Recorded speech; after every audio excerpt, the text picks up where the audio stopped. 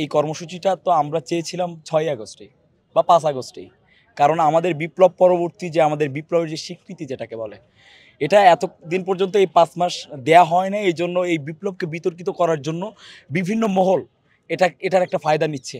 Media, online মাধ্যমে বলেন, আওয়ামী বলেন বা যে কোনো রাজনৈতিক দল এটাকে ফায়দা নেওয়ার চেষ্টা করতেছে যে আমাদের এই বিপ্লবটার কোনো অফিসিয়াল স্বীকৃতি নাই।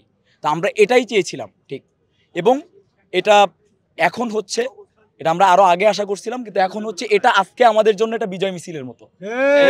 আমরা আমাদের সেই 1-2 মাসের টানা কঠোর পরিশ্রমের, অত্যাচার নির্যাতনের একটা মানে সফল একটা প্রাপ্তি আমরা পেতে যাচ্ছি, যেটাকে আমরা আগামী প্রজন্মের কাছে তুলে ধরতে পারবো, যেটাকে কখনো বিতর্কিত করার সুযোগ হবে না।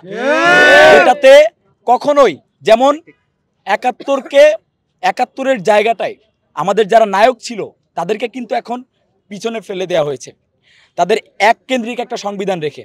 তো আমরা চাই আমাদের সংবিধানটা ঠিক সেভাবেই, বা আমাদের আন্দোলনের স্বীকৃতিটা ঠিক সেভাবেই দেওয়া হোক যেভাবে আন্দোলন করা হয়েছে। যেমন রুট লেভেলের খুলনা, চাঁপাইনবাবগঞ্জ, রাজশাহী, সিলেট, চট্টগ্রাম সব জায়গায় সংগঠিত আন্দোলন হয়েছে।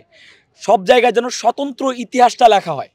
এই জন্যই এই ইতিহাসের সাক্ষী হওয়ার জন্য উত্তরবঙ্গ থেকে বা অনেক দূর দূরান্ত থেকে আমাদের অনেক ভাইয়েরা আসছে, শুধুমাত্র এই ইতিহাসে যে নিজেদের যে জায়গাটা আছে সেটা জানান দেওয়ার জন্য। এবং আমরা ওইটাই চাই, 71-এর মতো ইতিহাসে একজনকে নায়ক বানিয়ে আর সবাইকে যেন বসিয়ে না দেওয়া হয়।